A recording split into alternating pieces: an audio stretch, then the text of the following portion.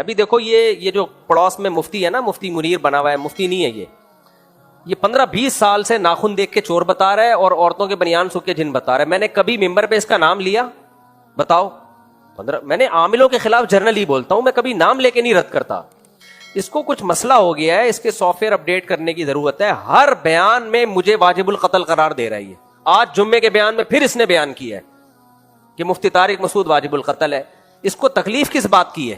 میں نام اس لیے لے رہا ہوں کہ بہت زیادہ ہر جمعے کے بیان میں اس کا ٹاپک ہی یہی ہے.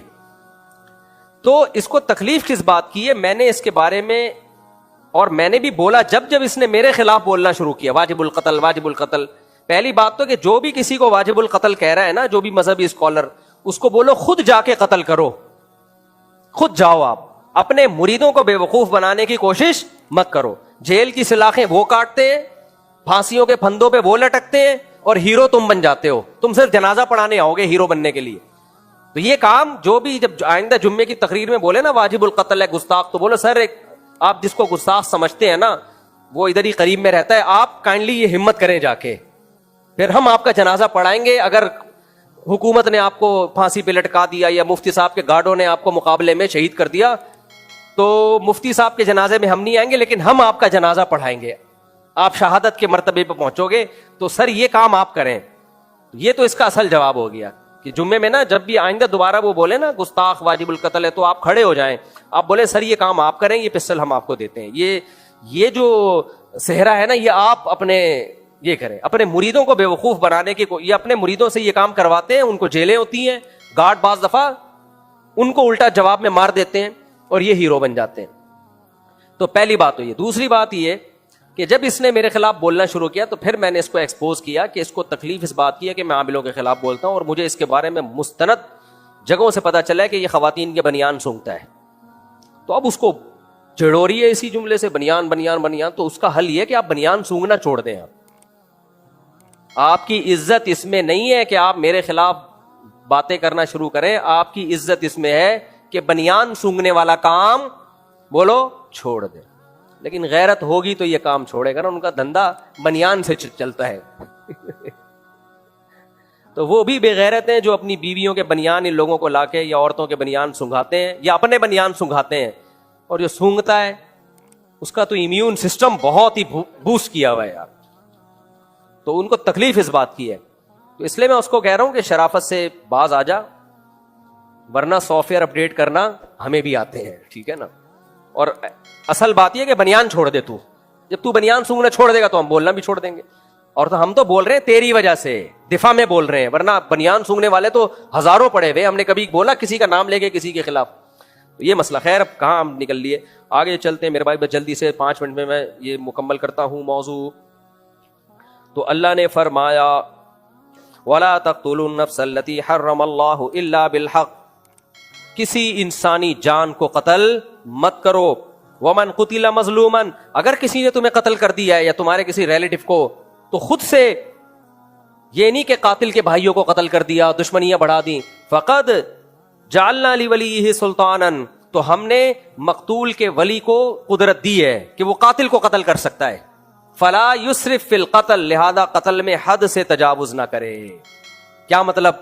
قاتل کو صرف قتل کرنے کی اجازت ہے قصاصاً, چاہو تو دیت لو یا اس کو قتل کرو. قاتل کے علاوہ کسی اور طرف جانے کی اجازت نہیں. بعض علاقوں میں ایسا ہوتا ہے, قاتل, آپ کے ابا کو کسی نے قتل کیا, آپ نے کہا قاتل مل گیا تو ٹھیک ہے اس کو مار دیں گے, وہ نہیں ملا تو اس کے بھائی کو مار دیں گے, وہ نہیں ملا تو اس کے چاچا, جو ملا اس کو مار دو. یہ بعض علاقوں میں ہوتا ہے, یہ ناجائز ہے بھائی. جو مجرم ہے صرف اس کو, مجرم کے علاوہ کسی اور کو قتل نہیں کیا جا سکتا. وہی ہو گیا جون پور میں نا, ایک آدمی نے کہا جون پور بڑا زبردست ہے, انصاف ہوتا ہے, وہاں چلتا ہوں. گرو نے کہا نا, تو چیلے نے کہا کہ حضور وہاں نہ جائیں, انصاف اتنا ہوتا ہے افورڈ نہیں کر پائیں گے. اس نے کہا نہیں انصاف ہوتا ہے, سب کے ساتھ مساویانہ سلوک ہوتا ہے. تو اس ملک میں چلے گئے یہ, تو وہاں دیکھا کہ جلاد ایک موٹے آدمی کو پھانسی پہ لٹکا رہا ہے, اس کی گردن آ نہیں رہی تھی, گردن نہیں آ رہی تھی. اب یہ جو گرو تھا نا یہ باریک گردن والا تھا. تو جلاد نے بادشاہ کے کہا بادشاہ سلامت, جس کو قتل کی سزا سنائی گئی ہے اس کی گردن اتنی موٹی ہے پھندے میں نہیں آ رہی. تو بادشاہ نے کہا قریب میں جس کی آ رہی ہے اس کو لٹکا دے پھر. کیونکہ ہمارے یہاں انصاف, سب برابر ہیں, قاتل اور جو غیر قاتل سب کیا ہیں, برابر. قاتل کی نہیں آ رہی تو جس کی آ رہی ہے تو گرو کی آ رہی تھی, اس کو پکڑ کے لے جانے گئے, وہ بھاگا اور توبہ کی کہ آئندہ اس کنٹری میں نہیں آؤں گا. تو بعض گاؤں میں دیہاتوں میں ایسا ہوتا ہے کہ اصل قاتل مل نہیں رہا تو چلو اس کا جو ریلیٹو مل رہا ہے فی الحال اس کو مار دو. اس سے جو دشمنیاں اور جو لڑائیاں صدیوں تک نسلیں برباد ہو جاتی ہیں. میں گلگت کے ایک گاؤں میں گیا, ہمارے ایک دوست مجھ سے یہاں ملنے آئے, میری بڑی گپ شپ تھی ان سے. جب میں گیا تو انہوں نے مجھے بلایا کہ آپ آئیں. ایک پوائنٹ طے ہوا کہ وہاں تک آپ آ جائیں, یہاں تک میں آؤں گا, ملاقات ہوگی. میں نے کہا اکیلے آ رہے ہوں گے, دیکھا 50 بندے کلاشن کوفے لے کے ان کے ساتھ. ابے میں نے کہا کیا ہو رہا ہے بھائی, یہ میں تو آپ سے ملاقات کے سلسلے میں حاضر ہوا ہوں, یہ مجھے اغوا کرنے آئے ہو, کیا کرنے آئے ہو؟ میں پہلے تو ڈر گیا. اچھا ان کی تھی بھی ماشاءاللہ 4 بیویاں. یہ موضوع سیٹ کے بعد آگے معذرت چاہتا ہوں. تو 4 بیویوں کا فائدہ یہ ہوا کہ ان کے بیٹے پوتے داماد وہ سارے کلاشن بردار, پوتے وہ سارے وہ آئے ملنے کے لیے. میں اکیلا باریک سا, میں بیٹھا ان کے سامنے, وہ میرے سامنے. اور اس زیادہ کیمرے کا دور تھا نہیں اس وقت, 2000 میرا خیال ہے یہ 11 یا 12 کی بات ہوگی. تو میں نے کہا یہ سب کیا ہے؟ کہتے ہیں یار وہ ہماری دشمنی ہے, کیا کریں, اس کے بغیر ہم کہیں جا نہیں سکتے. میں نے کہا دشمنی کیوں کہہ رہے ہیں؟ ہمارے باپ نے فلانے کے چاچے کو مارا تھا تو اس کے پھپھے نے ہمارے نانے کو مار دیا, تو ہمارے نانے نے اس کی پھپھو کو مار دیا, تو اس کی پھپھو نے اس کے دادا کو مار دیا, تو اس کے دادا نے اس کے بھتیجے کو مار دیا. تو کہہ رہے ہم لوگ کے سسٹم یہ ہے کہ جو ملے مار دو. تو میں نے کہا آپ نے بھی کوئی مارا؟ کہہ رہے میں نے تو نہیں مارا, میرے فلاں نے مارا تھا, تو وہ تو مل نہیں رہا, پتہ نہیں کہاں دبئی بھاگ گیا, کہاں بھاگ گیا, تو اب میں نے مارا نہیں ہے لیکن ماریں گے مجھے. یہ میں نے کہا یار عجیب ڈرامہ چل رہا ہے یار. کہہ رہے چل یہی رہا ہے مارکیٹ میں, تو زندگی ہے یار, یہ ہر وقت پلاش 50-60. کہتے ہم تو جہاں چائے پینے بھی جاتا ہوں, کہہ رہے 50 آدمی میرے ساتھ ہوتے ہیں. میں نے کہا ایسا تو نہیں ہوتا کہ اب آپ نہیں ملیں گے تو وہ مجھے مار دیں گے, کہ آپ کا چاچا نہیں مل رہا تو آپ کا جو وہ مجھے مینٹور کہتے تھے, اپنا مرشد کہتے تھے, تو آپ کا مرشد ملا اس کو مار دو. پھر میں نے ان کو ایک واقعہ سنایا. ایک آدمی KPK کے کسی گاؤں میں گیا, وہ قبائلی علاقوں میں نا, کراچی والا گیا. تو اب وہ کراچی والا بیچارہ, وہ KPK وہ بڑا غیرت مند تھا, اس نے کہا چلو ہم تمہیں سیر کراتے ہیں. کسی گاؤں کا واقعہ ہے, KPK میں ایسا ہوتا نہیں ہے, کسی علاقے کا واقعہ ہے. تو وہ اس نے کہا ہم چلو کراچی والے کو کہا تمہیں سیر کراتے ہیں. تو جانا ادھر تھا, بڑے لمبے راستے سے اس کو لے کے جا رہا ہے. کراچی والے نے بولا بھائی یہاں جانا ہے تو گھما کے کیوں لے کے جا رہا ہے؟ اس نے کہا خو ادھر ہمارا دشمن بیٹھا ہے, وہ فائر کرے گا. کراچی والا ڈر گیا, بھائی یہ تو مسئلہ خراب ہے یہاں پہ نا. تو اس نے جب دیکھا نا کراچی والا ڈر رہا ہے, اس نے کہا خو ڈرو نہیں, وہ ہمارا 1 مہمان مارے گا, ہم اس کے 10 مہمان ماریں گے, ڈرنے کی ضرورت. اب بتاؤ اس سے ڈر کم ہوگا یا بڑھے گا؟ وہ تو اور ڈر گیا بھائی. ابے ادھر تو مہمان چل رہے ہیں, وہ تمہارا 1 مہمان, ہم اس کے 10 مہمان. تو جب وہ 50 کلاشن کو برداروں کے ساتھ آئے نا اور کہا کہ اس طرح سے مارا جاتا ہے, میں نے کہا بھائی میرا کیا ہوگا؟ ایسا نہ ہو بولے یار یہ مفتی کوئی اڑا دو, فی الحال یہ نہیں مل رہا. تو خیر اتنا بھی نہیں ہوتا. اچھا ایک بات ہے, ان علاقوں میں علماء کی بڑی قدر ہے, اور صرف علماء کی وجہ سے امن قائم ہے, صرف علماء کی وجہ سے. اگر علماء نہ ہوتے نا تو کٹ کٹ کے ختم ہو جائے. وہ آتے آخر میں مولوی کے پاس ہی ہیں کہ مولوی کا جو فیصلہ ہوگا وہ مانیں گے. مذہب کی بڑی عزت ہے, یہ بھی ایک پازیٹو چیز ہے. لیکن بھائی مذہب کو پورا فالو کرو. اللہ قرآن میں کہہ رہا ہے کہ قاتل کے علاوہ کسی سے دست درازی کی تمہیں اجازت نہیں ہے. بس 1-2 آیتیں پڑھ لیتا ہوں میں. آگے اللہ نے فرمایا وَلَا تَقْرَبُوا مَالَ الْيَتِيمِ, یتیم کے مال کے قریبی مت پھٹکو. باپ کا انتقال ہو گیا اور تمہاری چھوٹے بھائی ہیں, چھوٹی بہنیں ہیں, ان کا مال مت کھاؤ. نہ چاچا کھائے, نہ ماموں کھائے, نہ باپ کھائے, نہ بڑا بھائی کھائے. اس کے مال کی حفاظت کرو. فرمایا وَأَوْفُوا بِالْعَهْدِ, معاہدوں کی پابندی کرو. جس انسان سے بھی کوئی ایگریمنٹ ہوتا ہے اس کی پابندی کرو, کیونکہ ان العہد کان مسئولا, ایگریمنٹ کے بارے میں صرف گورنمنٹ نہیں پوچھتی, آخرت میں کون پوچھے گا؟ اللہ پوچھے گا. وَأَوْفُوا الْكَيْلَ إِذَا كِلْتُمْ, جب بھی کسٹمر کو کوئی چیز تول کے دو تو پورا تولا کرو, اس میں ڈنڈی مت مارا کرو. وَزِنُوا بِالْقِسْطَاسِ الْمُسْتَقِيمِ, بڑا مزہ آتا ہے اس آیت کو پڑھنے میں. وَزِنُوا بِالْقِسْطَاسِ الْمُسْتَقِيمِ, سیدھے ترازو سے وزن کیا کرو, ترازو میں ڈنڈی نہ مارا کرو. پیمانہ کیا ہونا چاہیے؟ اس میں ایکوریسی ہونی چاہیے. علماء نے لکھا ہے کہ یہ پیمانہ صرف وہ ترازو نہیں ہے, ہر جگہ یہ پیمانہ, عقل کا پیمانہ بھی جب آپ اینالائز کریں کسی کی بات کو تو اس میں فرقہ پرستی میں نہ آئے, اس میں رشتہ داری میں نہ آئے. آپ دلیل سے تجزیہ کر کے دیکھیں کون صحیح کہہ رہا ہے اور کون غلط کہہ رہا ہے. آپ کے فرقے کے خلاف بات جا رہی ہے اگر تو بھی اگر صحیح کہہ رہا ہے تو بھائی ایکسیپٹ کرو اس کو. آپ ہمارے یہاں جو لوگ یہ بھی کہتے ہیں نا کہ فرقواریت غلط ہے، سب سے زیادہ ہٹ دھرمی وہ دکھا رہے ہوتے ہیں، سب سے زیادہ ہٹ دھرمی وہ دکھا رہے ہوتے ہیں. ان کے خلاف جب کوئی بات آئے گی تو بعض ایسے بھی اسکالر ماضی قریب میں گزرے ہیں جنہوں نے صحابہ کو بہت برا بھلا کہا. جب علماء کو غصہ آیا اور علماء نے ان کے عیب دنیا کو بتانا شروع کیے تو ان کے فالوورز بہت سیخ پا ہو گئے. تو علماء نے کہا کہ یہ جب صحابہ کے خلاف بول رہے تھے اور پھر ہم جب صحابہ کا دفاع کرتے تھے تو آپ ہمیں کہتے تھے کہ تنقید سے بالا تر صرف پیغمبر کی ذات ہے، تو پھر آپ کے پیر و مرشد بھی تو تنقید سے بالا تر ہے نا، آپ کے اسکالر، ان پہ تنقید ہو رہی ہے تو دلیل سے جواب دو نا، غصے میں بوکھلاتے کیوں ہو؟ یہ آج کل بڑا مسئلہ ہے. صحابی کے خلاف بول لو، نہیں علماء کو غصہ نہیں آئے، چپ چاپ سنتے رہیں. لیکن جب آپ کے کسی لیڈر کے خلاف بولو ایک دم غصہ لال پیلے. بھائی تنقید کے سے بالا تر بالفرض اگر صحابہ نہیں ہے تو آپ کا جو اسکالر ہے یا جو آپ جس کو فالو کرتے ہیں وہ بھی تو تنقید سے بالا تر نہیں ہے نا، اس پہ بھی تو تنقید ہو سکتی ہے نا. حضرت عثمان پہ اگر تنقید ہو سکتی ہے، حضرت معاویہ پہ اگر تنقید ہو سکتی ہے تو آپ جناب پہ تنقید کیوں نہیں ہو سکتی؟ اس میں اتنا ایکسائٹڈ کیوں ہو جاتے ہو، آپ سے باہر کیوں ہو جاتے ہو؟ آپ بولا کرو ہاں بھائی انسان ہے، تنقید ہے تو کیا ہو گیا، تو دلیل سے جواب دو، غصہ کیوں کرتے ہو؟ تو یہ دوسروں کے لیے غصہ نہیں ہے، اپنے بابوں کے لیے ان کے دل میں بہت غصہ ہے، ان کے لیے بڑی زیادہ غیرت رکھتے ہیں. خیر ہم آگے اللہ نے فرمایا وَلَا تَقْفُ مَا لَيْسَ لَكَ بِهِ عِلْمٌ. 2 آیتیں بس رہ گئی ہیں، کر کے بیان ختم کرتا ہوں. اللہ کہتے ہیں جس چیز کی نالج نہ ہونا اس کے پیچھے مت چلا کرو، پھینکا مت کرو. پتا وتا کچھ ہے نہیں، پھینکے جا رہا ہے. ہر کہیں سے کوئی خبر آ گئی، آپ کو اس کی حقیقت معلوم نہیں ہے، چلا دی مارکیٹ میں. آج سسٹم یہی چل رہا ہے ہمارے ملک میں.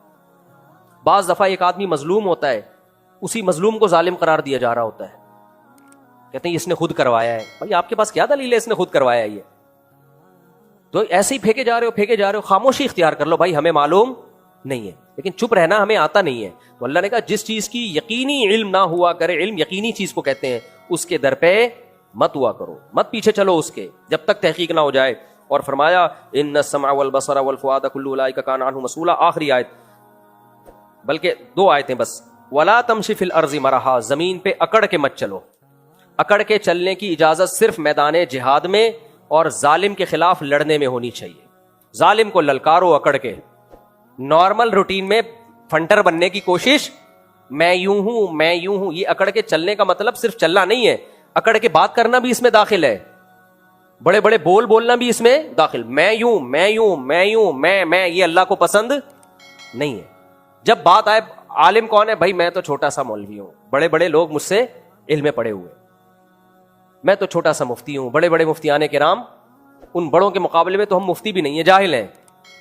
آج یہ تواضع مذہبی لوگوں میں ختم ہو گئی. میں ہی ہوں سب کچھ، قرآن صرف مجھے آتا ہے، باقی سارے منجن بیچ رہے ہیں. حدیث صرف مجھے آتی ہے، باقی سارے 1400 سال سے گھاس کھا رہے ہیں. تو یہ کیا ہے؟ یہ باتوں کا تکبر ہے. ایک ہے چال میں تکبر، جو صاحب علم ہے اس کی باتوں میں تکبر ہوتا ہے، جو جسم اور صحت والا ہے اس کی چال میں تکبر آ جاتا ہے. تو اللہ کہتے ہیں زمین پہ تکبر سے مت چلو. ہاں جاہل باطل کا مقابلہ ہو رہا ہے، جیسے میدان جہاد میں ایک صحابی آئے، سر پہ پٹی باندھی اور ایسے اکڑ کے چلے، کہنے لگے حل میں مبارز کوئی ہے مقابلہ کرنے والا؟ تو نبی نے کیا فرمایا؟ اللہ کو یہ چال بالکل پسند نہیں ہے، سوائے اس موقع پہ اللہ کو یہی چال پسند ہے. اللہ کے دشمنوں کو للکار رہے ہو، اس میں یہ نہیں کہ فقیر آپ کی خدمت میں حاضر ہوا ہے مارکوٹائی کے سلسلے میں وہاں یہ سٹائل نہیں ہونا چاہیے.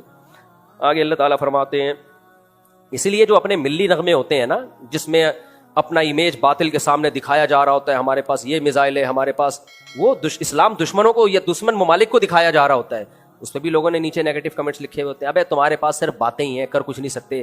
یہ موقع تانے دینے کا نہیں ہے. دشمن کے مقابلے میں آپ بتاؤ ہم بہت طاقتور ہیں، سمجھ رہے ہو، ہم بہت پاورفل ہیں. دشمن کو خوش ہونے کا موقع مت دو. حدیث میں دعا ہے لا تشمت بی الاعداء، اے اللہ میرے مقابلے میں میرے دشمنوں کو خوش نہیں کرنا. تو ہم اپنے ملک کے دشمنوں کو اپنی کمزوریاں بیان کر کے کیوں خوش کریں بھائی؟ آپس کے پھڈے آپس میں حل کرو.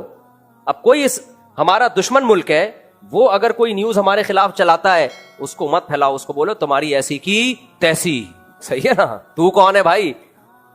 سیدنا معاویہ کا اختلاف ہوا نا حضرت علی سے، تو روم کے بادشاہ نے اس سے فائدہ اٹھانے کی کوشش کی، تو حضرت معاویہ نے ایسی دھمکی لگائی اس کو کہ ہمارا آپس کا مسئلہ ہے بھائی یہ، اور مجھے پورے الفاظ یاد نہیں, اس کا مفہوم یاد ہے کہ جب علی رضی اللہ عنہ تیرے مقابلے میں آئیں گے تو سب سے پہلا سپاہی میں ہوں گا. ہم آپس کے پھڈوں میں یار ہم دوسرے دشمن ملکوں کو خوش کر رہے ہیں, وہ کہہ رہا ہے یہ صحیح ہے بھائی, ترنے والا ہے, ان کو کھا جاؤ.